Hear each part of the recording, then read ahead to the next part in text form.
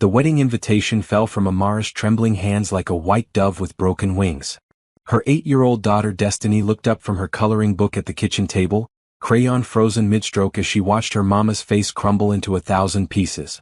The fancy gold lettering seemed to mock every sleepless night Amara had spent counting pennies, every meal she had skipped so Destiny could eat, every dream that had died when Jerome walked out of their tiny apartment 3 years ago with nothing but a suitcase and cruel words about how poverty wasn't the life he wanted. "Mama, what's wrong?"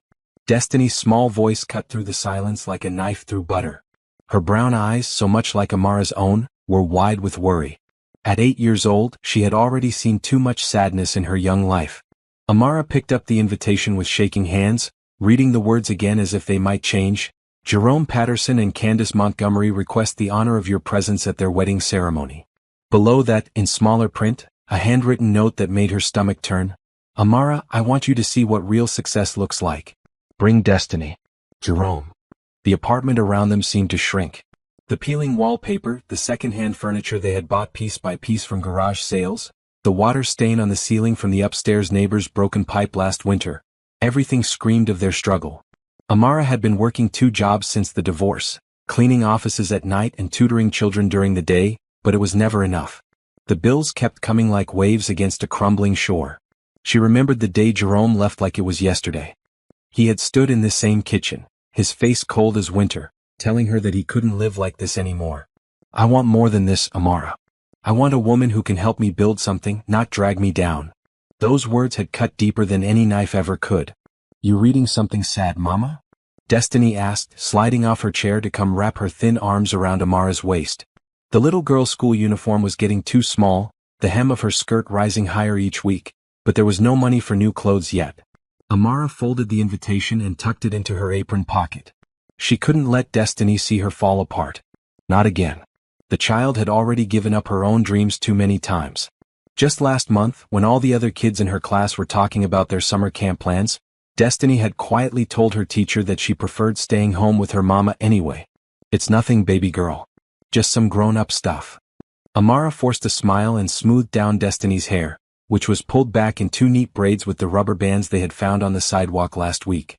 "You hungry? I can make us some grilled cheese." But even as she moved to the refrigerator, Amara's mind was spinning. Why would Jerome invite her to his wedding? He had made it clear 3 years ago that she was nothing but a burden, a reminder of the life he wanted to escape.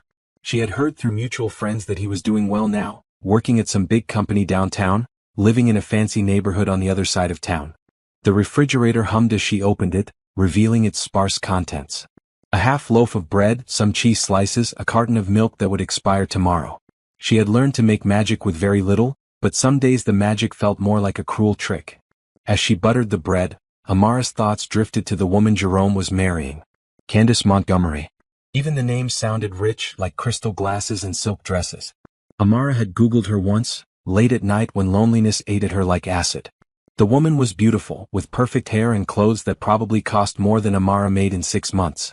She worked at some art gallery, came from old money, drove a car that gleamed like a jewel. "Mama, you're burning the sandwich," Destiny said gently, tugging on Amara's sleeve. Amara snapped back to the present, quickly flipping the sandwich before it turned black. The smell of burnt butter filled the small kitchen, but she salvaged what she could. This was their dinner, and there wouldn't be another chance if she ruined it. They sat at their little table, Destiny chattering about her day at school while Amara nodded and made the right sounds, but her mind kept drifting back to that invitation. There had to be a reason Jerome wanted her there. Maybe he wanted to show off his new life, prove that he had been right to leave her behind. Maybe he thought seeing his success would finally crush whatever spirit she had left. After dinner, while Destiny worked on her homework at the kitchen table, Amara sat on their worn couch and pulled out the invitation again. The paper was thick and expensive, the kind that whispered of money and status. Everything she wasn't and could never be. But as she stared at those cruel words Jerome had written, something began to stir in her chest. It wasn't the familiar ache of heartbreak or the hollow feeling of inadequacy she had carried for so long. It was something else, something that had been sleeping deep inside her since the day he walked out. It was anger. Pure, clean anger that burned away the fog of self-doubt and shame. Who was he to invite her to watch him marry someone else? Who was he to parade his new life in front of their daughter like some kind of trophy? Destiny looked up from her math homework, pencil in hand. "Mama, Can you help me with this problem? Amara folded the invitation and slipped it back into her pocket. Of course, baby. Let's see what we're working with. As she helped her daughter with fractions, explaining how to find common denominators with the patience she used in her tutoring job, Amara made a decision. She would go to that wedding.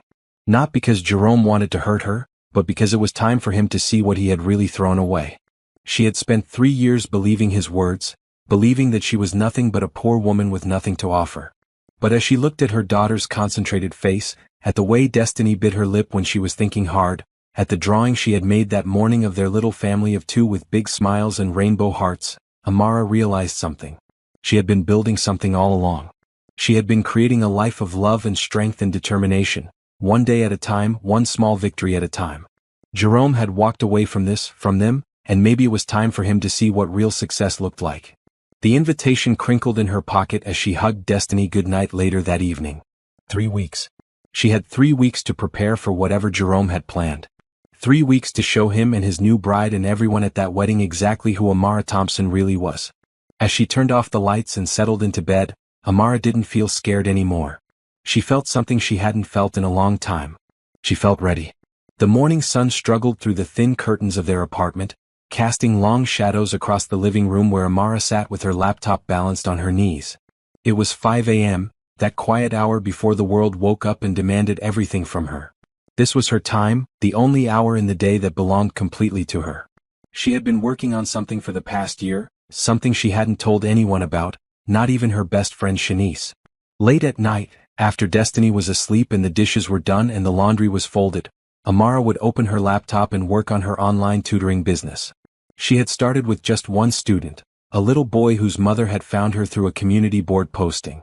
Now, 12 months later, she had 15 regular students and a waiting list of 20 more. Parents loved her patient approach, the way she could make math and reading feel like games instead of chores. They paid her $25 an hour, which was more than she made at either of her other jobs, and she could work from home while Destiny slept. But it wasn't enough. Not yet. She needed more students, more hours, more everything if she was going to build something real. Something that could get them out of this apartment with its thin walls and broken air conditioning. Something that could buy Destiny the clothes and books and experiences she deserved. The business was growing but slowly, like a flower pushing through concrete. Every week brought new challenges. Last month, her old laptop had crashed, and she had spent her grocery money on repairs. 2 weeks ago, a parent had canceled their contract without notice, leaving Amara scrambling to cover the rent. She scrolled through her emails, responding to parents' questions and scheduling new sessions. Mrs. Chun wanted to add an extra hour for her daughter's algebra prep. The Rodriguez family needed help with their son's reading comprehension. Each email was a small victory, a vote of confidence in her abilities. Mama? Destiny's sleepy voice drifted from the bedroom. You up already? Just working a little, baby girl. Go back to sleep. Amara closed the laptop and padded to the kitchen to start coffee. The wedding invitation sat on the counter where she had left it the night before, its gold lettering catching the early morning light. 3 weeks felt like both forever and no time at all. She had been avoiding Shanice's calls, knowing her friend would want to talk about Jerome's wedding invitation. Shanice had never liked Jerome even when they were married. She had seen right through his charm to the selfishness underneath. The coffee maker gurgled to life, filling the small kitchen with the rich smell that helped Amara face each day. She had learned to buy the good coffee even when money was tight. It was a small luxury that reminded her she was worth something, that her happiness mattered too. By the time Destiny woke up for real, Amara had already answered 12 emails, scheduled 3 new tutoring sessions, and updated her website with new testimonials from happy parents. The wedding invitation still sat on the counter like an unwelcome guest, but it felt smaller somehow, less threatening in the light of her growing business. What you want for breakfast, baby? Amara asked, kissing the top of Destiny's head as her daughter shuffled into the kitchen in her pajamas. Can we have pancakes? Real ones, not the mix from the box. Amara's heart squeezed. Such a simple request, but it meant the world to both of them. The real pancake mix cost $3 more than the box kind, but seeing Destiny's face light up was worth every penny. Real pancakes coming right up. Amara pulled out the ingredients, grateful that her tutoring payments this week had been good enough to splurge a little. As they ate breakfast together, Destiny chattering about her upcoming school play, Amara found herself really listening for the first time in weeks. Her daughter was smart and funny and kind, full of dreams about becoming a teacher like her mama, or maybe a doctor, or possibly an artist who painted pictures of happy families.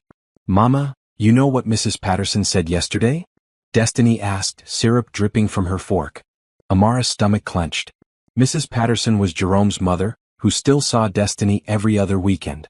The older woman had never approved of Amara, had made it clear from the beginning that she thought her son could do better. What did she say, baby?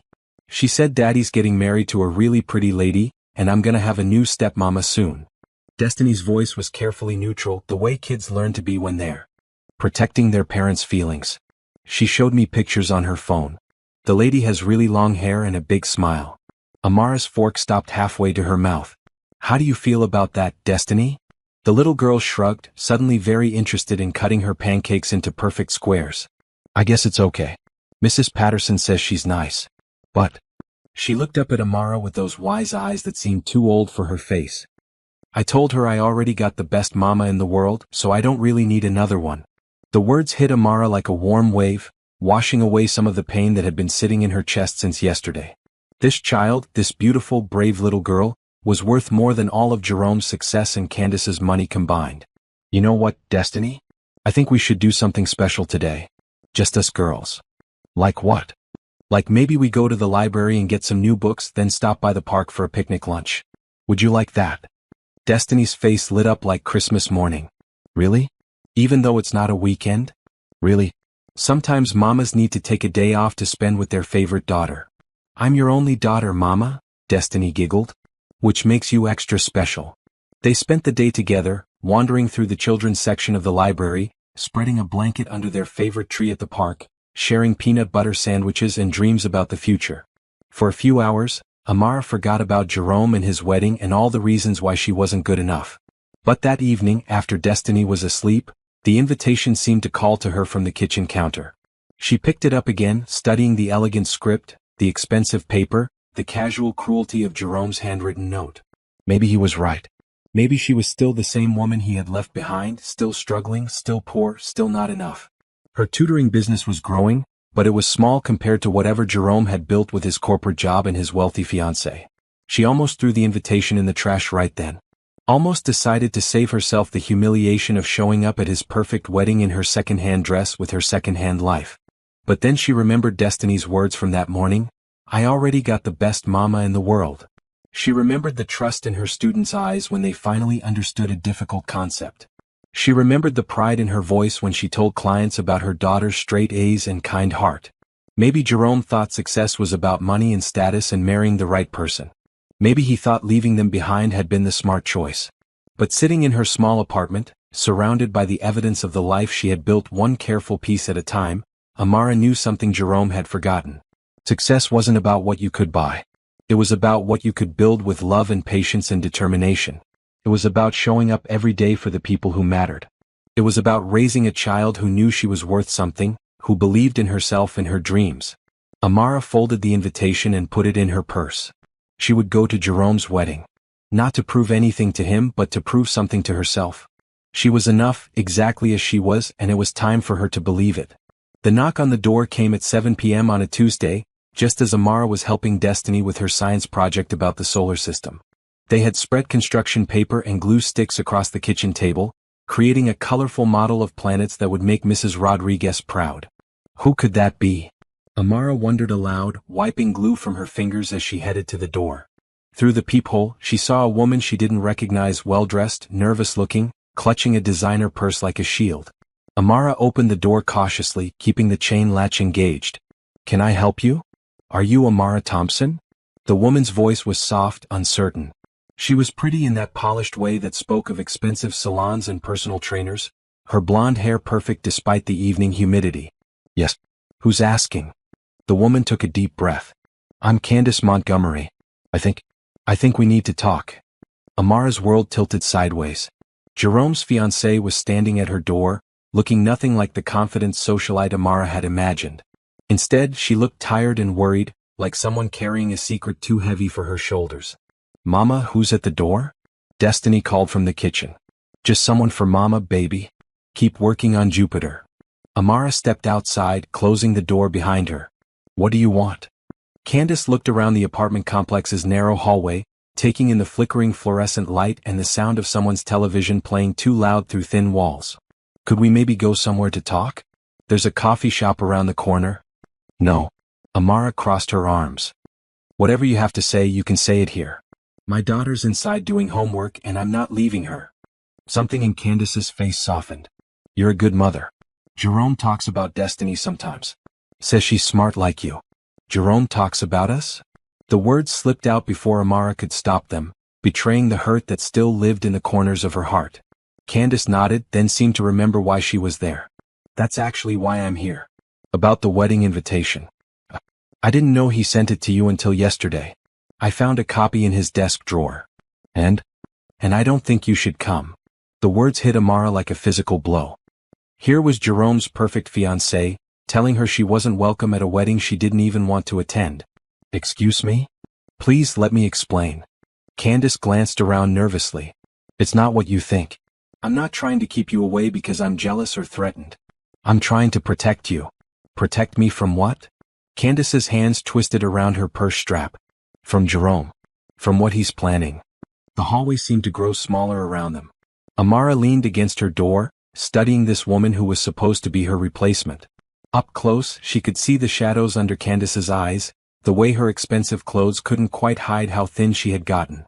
What's he planning, Candace? He's been talking about you for weeks. About how he wants to show everyone at the wedding what he escaped from. He's been telling people stories about how poor you were, how you held him back, how much better his life is now. Candace's voice dropped to almost a whisper. He wants to humiliate you. The words should have hurt, but instead they just made Amara tired. Why are you telling me this? Because I know what it feels like to be his target. Candace pulled her sweater tighter around her shoulders despite the warm evening. He does this thing where he builds you up just to tear you down. Makes you feel special, then reminds you of all the ways you're not good enough. Something in her voice made Amara look closer. Is he doing that to you? Candace's laugh was hollow. Every day. I'm too fat, too stupid, too boring. I don't understand business, I embarrass him in front of his colleagues, I should be grateful he chose me. She looked up at Amara with eyes full of pain. The only time he seems happy is when he's talking about proving how much better off he is without you. They stood in silence for a moment, two women connected by the same man's cruelty. Amara felt a strange surge of pity for this beautiful, wealthy woman who seemed more trapped than she had ever been. Why are you marrying him? Because I don't know how to leave. Candace's voice broke a little. He's been so good at convincing me that no one else would want me, that I'm lucky to have him. And my family loves him, he's charming and successful and he tells them exactly what they want to hear. Amara thought about Destiny inside, working on her solar system, believing in her own bright future. She thought about her students who trusted her to help them learn and grow. She thought about the life she had built, small but real, based on love instead of fear. Candace, can I ask you something? Yeah. What did you want to be when you were a little girl? The question seemed to surprise her. I wanted to be an art teacher. I loved drawing and painting, thought I could help kids discover that same joy. She smiled sadly. Silly, right? Not silly at all. What happened to that dream? Jerome says teaching doesn't pay enough. Says I should focus on supporting his career instead of chasing fantasies. Candace looked down at her expensive shoes. He's probably right. No, he's not. The words came out stronger than Amara had intended. He's absolutely not right. Candace looked up, surprised. I'm a teacher, Candace. I tutor kids and watch their faces light up when they finally understand something that seemed impossible 5 minutes before. I make decent money doing it, enough to take care of my daughter and build something real. But more than that, I get to do something that matters every single day. But you're? Candace stopped herself. Poor? Amara smiled. Yeah, I am. We shop at thrift stores and eat generic cereal, and sometimes I have to choose between buying Destiny new shoes or paying the electric bill on time. But you know what I'm not. What? I'm not afraid. I'm not walking around thinking I'm not good enough or that I should be grateful someone tolerates me. I know exactly what I'm worth, and it has nothing to do with my bank account. Candace stared at her for a long moment. How do you do it? How do you stay so strong? Amara thought about the question seriously. I stopped believing other people's opinions about my life were more important than my own. I stopped waiting for someone else to make me happy and started building happiness for myself and my daughter. But Jerome says dash. Jerome says a lot of things. Doesn't make them true. Amara reached out and touched Candace's arm gently. You know what I think? I think you came here tonight not to warn me away from the wedding, but because you're looking for permission to leave him yourself.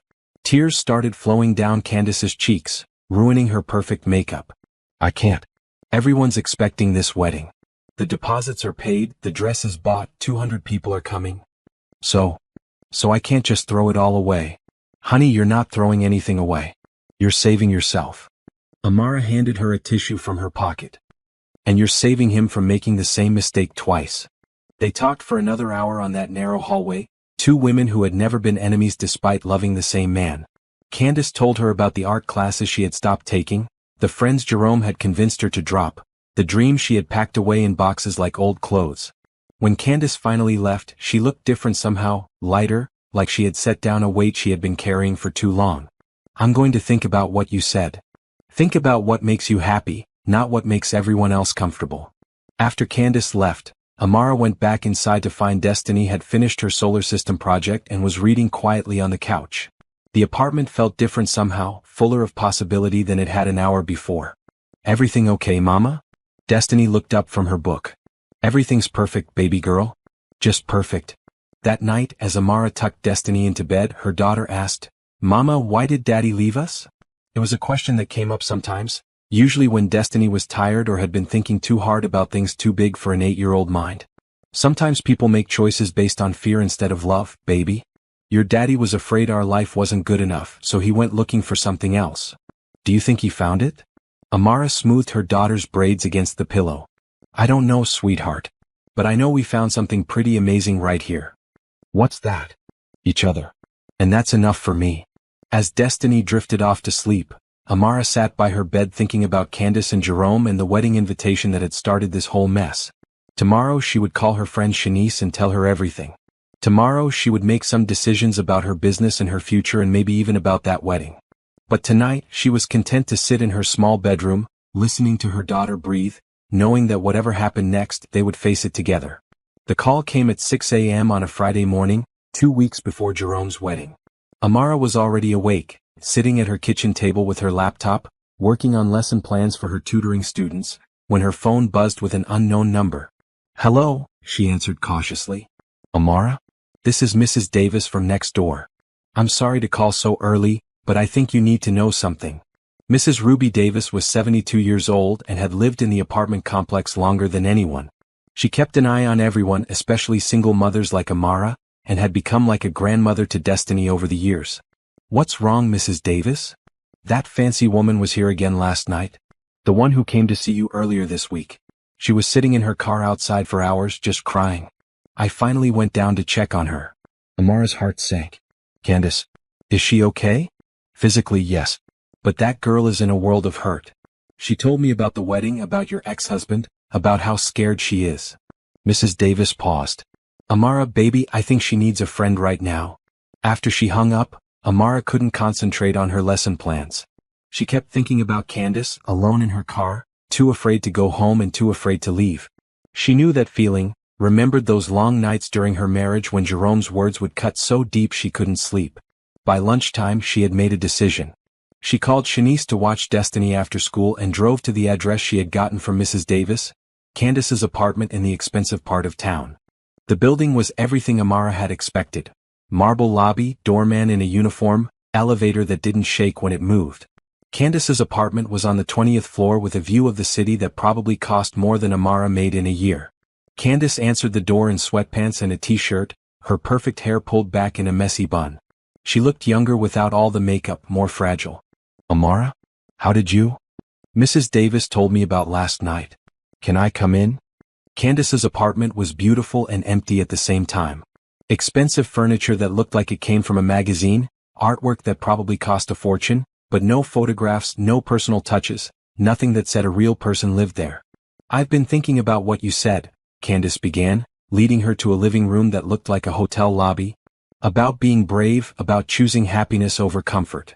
And I think I want to call off the wedding.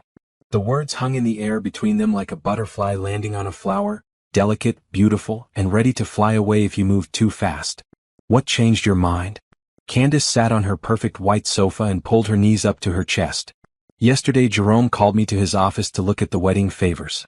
While I was there, his assistant came in with some documents and I heard them talking about you. Amara's stomach tightened. What did they say? Jerome was laughing about how he was going to put on a show at the wedding. How he was going to make sure everyone saw what he had traded up from. He said. Candace's voice broke. He said he hoped you would wear something cheap and embarrassing so people could see the contrast. The cruelty of it took Amara's breath away. Not because it hurt, she was past letting Jerome's opinion wound her, but because it revealed how little he had learned, how small his heart had remained. I'm sorry he said that. Don't apologize for him. I should have stood up for you, should have told him that was awful, but I just stood there like a coward. Candace looked out at the city skyline. That's when I realized I couldn't marry someone who could talk about the mother of his child that way. Someone who gets joy from other people's pain. So what are you going to do? I don't know. The wedding is in 2 weeks. My parents have already flown in from Seattle. Jerome's been planning this for months as some kind of social event to show off his success. Candace laughed bitterly. I think I was just part of the decoration. They talked for hours that afternoon. Candace made tea in her pristine kitchen while Amara told her about building her tutoring business, about the satisfaction of helping children learn, about the joy of watching Destiny grow into a confident, kind person. You know what I love about teaching? Amara said, settling back into Candace's uncomfortable but expensive couch. Every day is different. Every kid brings something new to learn from. Yesterday I had a student who couldn't understand fractions, and by the end of our session she was teaching me a different way to think about dividing things up. That sounds amazing. Candace's eyes lit up for the first time since Amara had arrived. I used to tutor kids in art when I was in college.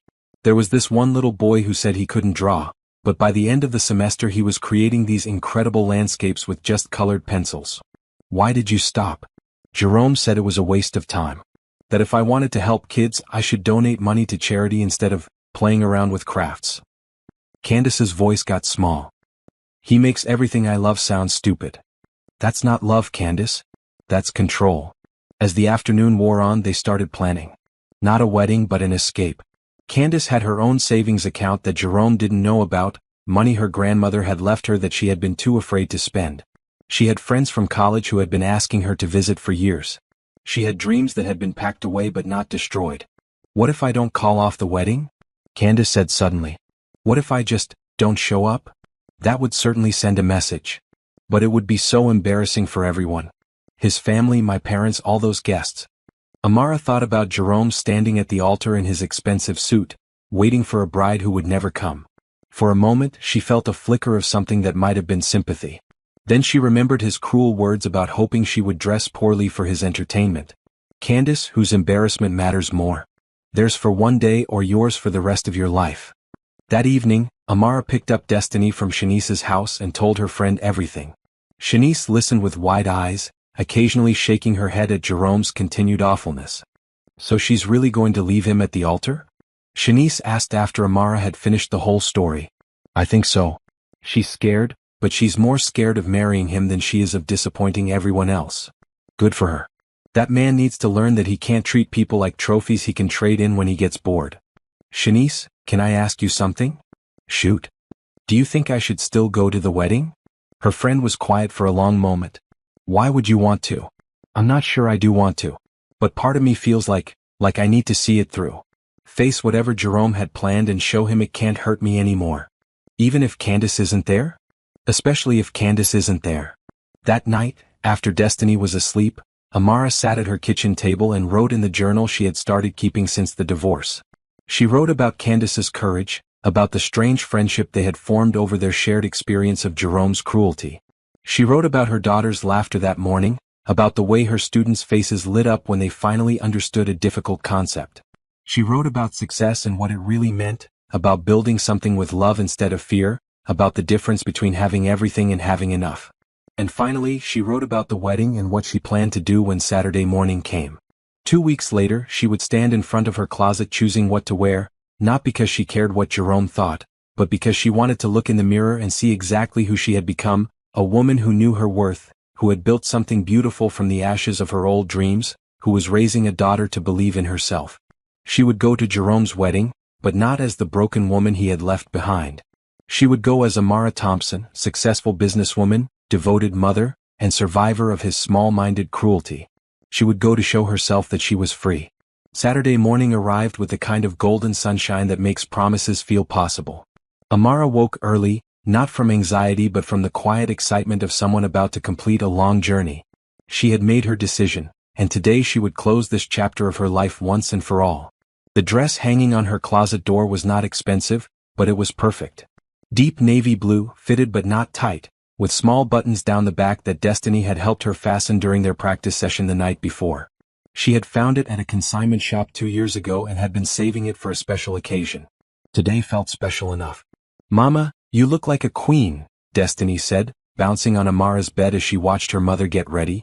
The little girl was dressed in her Sunday best, a yellow dress with white flowers that made her skin glow like warm honey. "Thank you, baby girl. You look pretty beautiful yourself." Amara smoothed her daughter's hair, which was styled in 2 neat buns with yellow ribbons that matched her dress. They had talked about the wedding over breakfast, about why Daddy was marrying someone else and why they were going to watch it happen. Amara had been honest but gentle, explaining that sometimes people make different choices about what makes them happy. "Will the pretty lady be there?" Destiny asked, referring to Candace. "I don't know, sweetheart. We'll see." But Amara was pretty sure she did know. 3 days ago, Candace had called to tell her she was leaving town that morning, driving to visit her college roommate in North Carolina. She wouldn't be at her own wedding, and Jerome would have to figure out how to explain that to 200 guests. "Are you nervous, Mama?" Amara looked at herself in the mirror one last time. The woman staring back at her was not the same person Jerome had left 3 years ago. This woman had built a business from nothing, had raised a confident daughter, had survived every blow and kept standing. This woman knew exactly what she was worth. "No, baby. I'm not nervous at all." The wedding was at the Grand Meridian Hotel, the kind of place where champagne cost $30 a glass and everything sparkled under crystal chandeliers. Amara and Destiny walked through the marble lobby, past groups of well-dressed guests who were checking their phones and whispering to each other with worried expressions. "Mama, why does everyone look scared?" Destiny whispered. Before Amara could answer, she spotted Jerome near the elevators. He looked exactly like she remembered, tall, handsome in that polished way, wearing a tuxedo that probably cost more than her rent. But there was something different about his face, something frantic around his eyes. He saw them and walked over, his smile looking painted on.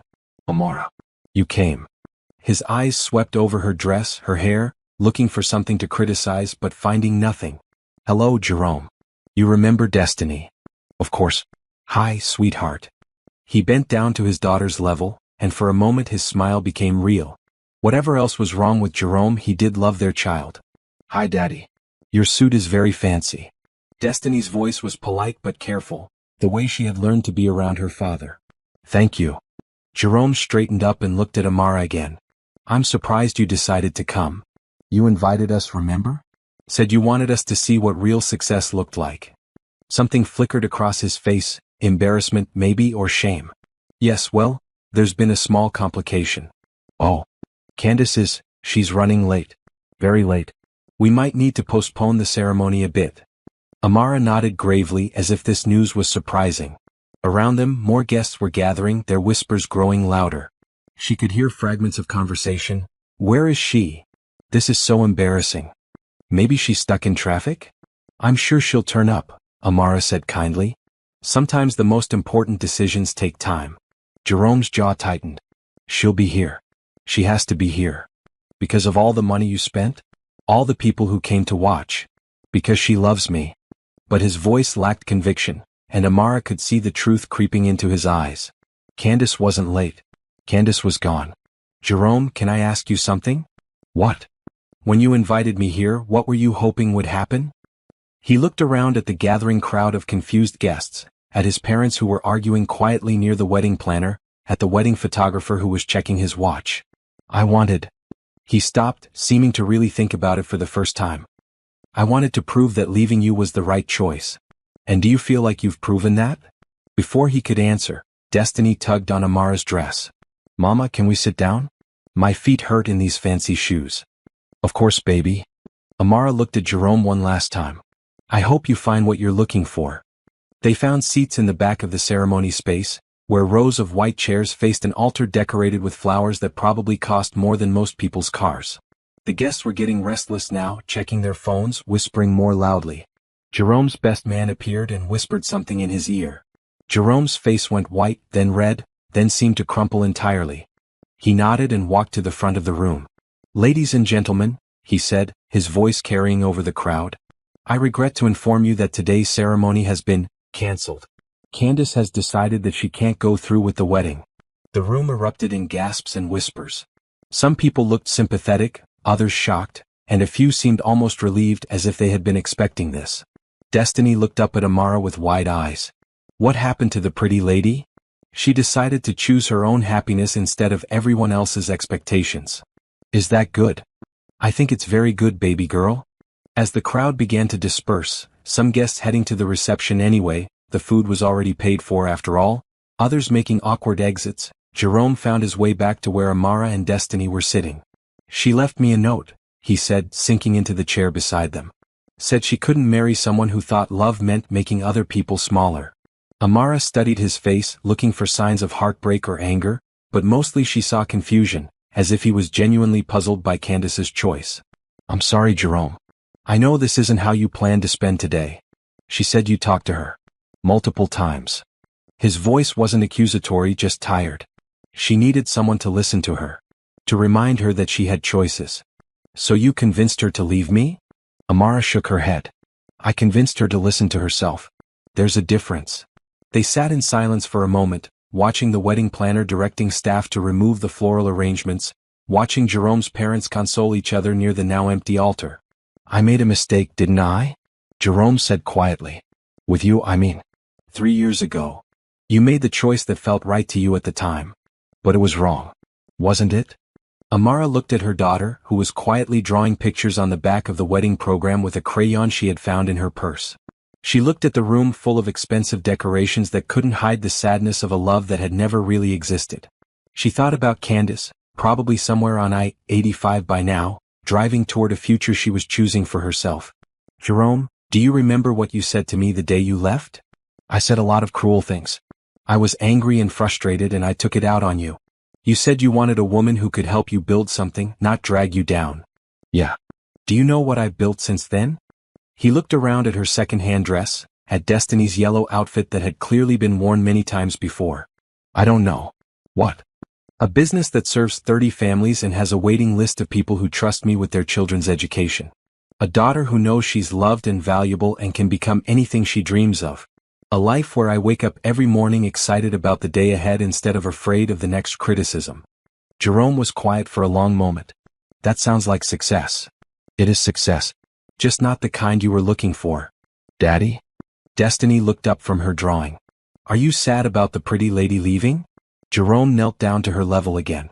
"A little bit, sweetheart. But maybe it's for the best. Mama says everything happens for a reason. Maybe the pretty lady needed to go find her own happiness. Maybe she did." Jerome looked at the drawing Destiny had made, a family of 3 stick figures holding hands under a rainbow. "Who's in your picture?" "That's me and Mama and you, Daddy. We're still a family, just a different kind of family." Jerome's eyes filled with tears, and for the first time since Amara had known him, they looked like tears of understanding rather than self-pity. As they prepared to leave, Jerome caught Amara's arm gently. "Can I ask you something?" "Sure. Do you think maybe we could try to be friends? For Destiny's sake, but also because I think I'd like to know the woman you've become." Amara looked at this man who had once broken her heart so completely she thought she might never recover. She looked at her daughter, who was carefully folding her drawing to save it.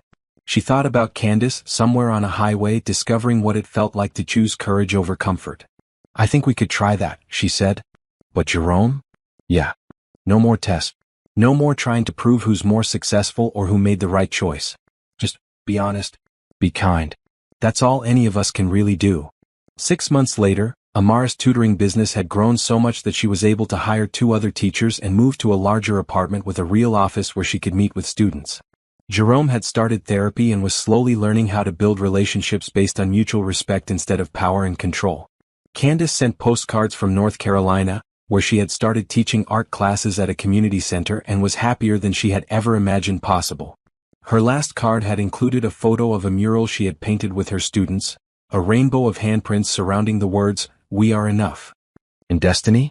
Destiny grew taller and smarter and kinder every day, secure in the knowledge that she was loved exactly as she was, that her dreams mattered, and that sometimes the most beautiful things grow from the most difficult soil. On quiet evenings, when the tutoring sessions were done and the dishes were washed and her daughter was asleep, Amara would sometimes think back to that wedding day. Not with sadness or regret, but with gratitude. It had been the day she finally understood that success wasn't about proving anything to anyone else. It was about building a life so full of love and purpose that other people's opinions simply didn't matter anymore. And that, she knew, was the greatest victory of all.